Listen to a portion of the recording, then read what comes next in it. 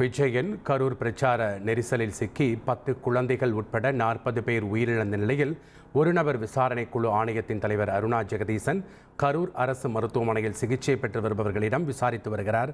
அதனை காணலாம்.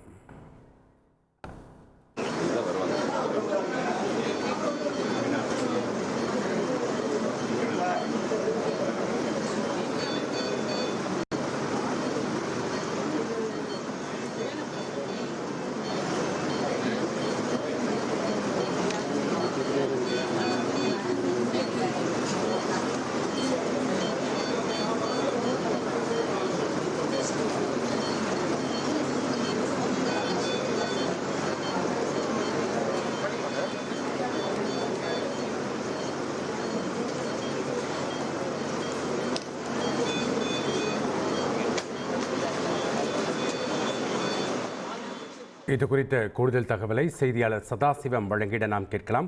வணக்கம் சதாசிவம். நேற்றைய தினம் அந்த பிரச்சார கூட்டம் நடைபெற்ற இடத்துல ஒரு நபர் விசாரணை குழு ஆணையத்தின் தலைவர் அருணா ஜெகதீசன் கள பகுதியிலெல்லாம் ஆய்வு மேற்கொண்டார். தற்போது கரூர் அரசு மருத்துவமனையில் சிகிச்சை பெற்று வருபவர்களிடம் விசாரித்து வருகிறார். கள விவரங்களை பதிவு பண்ணுங்க.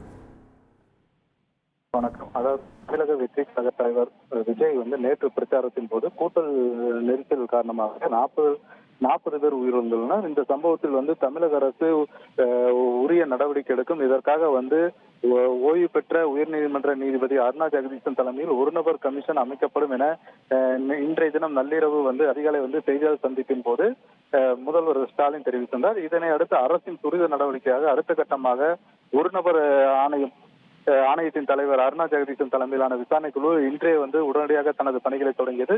முதல் கட்டமாக இதற்கு முன்னதாக வேலுச்சாமிபுரத்தில் இந்த சம்பவம் நிகழ்ந்துள்ள இடத்தை ஓய்வு பெற்ற நீதிபதி அருணா ஜெகதீசன் பார்வையிட்டு அந்த பகுதியில் இருக்கக்கூடியவர்களிடம் சம்பவம் எப்படி நிகழ்ந்தது, இப்ப நேரில் பார்த்தவர்கள், இதை பற்றி கேட்டறிந்தவர்கள், முழுமையாக சம்பவம் நிகழ்ந்த இடத்தை சுற்றியும் இருக்கக்கூடிய அந்த சூழ்நிலை பார்த்து விசாரணை அறிக்கையை தயார் செய்தும், அதே போல அடுத்த கட்டமாக தனது விசாரணையை தற்போது கரூர் அரசு மருத்துவமனையில் சிகிச்சை பெற்று வரும் 50 நபர்களிடம் இந்த விசாரணை தொடங்கியுள்ளார். ஒவ்வொருவரிடம் தனியாக சென்று முதலில் நலம் விசாரித்து விட்டு பின்னர் இந்த சம்பவம் தொடர்பான விசாரணையை துவங்கினார். அப்போது எவ்வளவு நேரம் நீங்க கூட்டத்திற்காக வந்திருந்தீங்க, காத்திருந்தீங்க, எந்த மாதிரி சூழல் இருந்துச்சு, எவ்வளவு பரபரப்பா இருந்துச்சு, அதே போன்று எவ்வளவு கூட்டம் மிகுதி காணப்பட்டது, எந்த அளவுக்கு மூச்சுட சிரமமா இருந்துச்சு, அதே மாதிரி என்ன மாதிரியான சூழ்நிலைகள்லாம் நீங்க சந்தித்தீங்க, அந்த மாதிரியான போன்ற கேள்விகளை எழுப்பி விசாரணை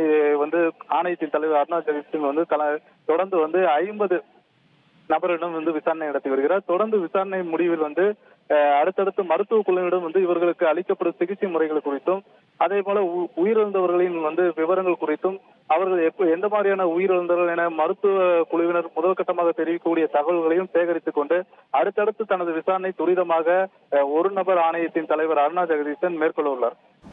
நன்றி சதாசிவம் உங்களுடைய தகவல்களுக்கு. அதிமுக்கிய விவரங்களை அனைவருக்கும் புரிய வைக்கும் பாட்காஸ்ட். பொருளாதாரத்தை பல ட்ரில்லியன் ஆயுதங்களை கொள்முதல் செய்கிறது. சம்பவங்களை தேடி களத்திற்கே உங்களை அழைத்து செல்லும் spotlight.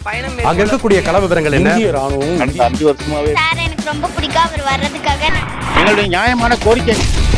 Even at the cost of stopping. பார்வையாளர்களையும் செய்திக்குள் பங்கெடுக்க செய்யும் மக்கள் குரல்.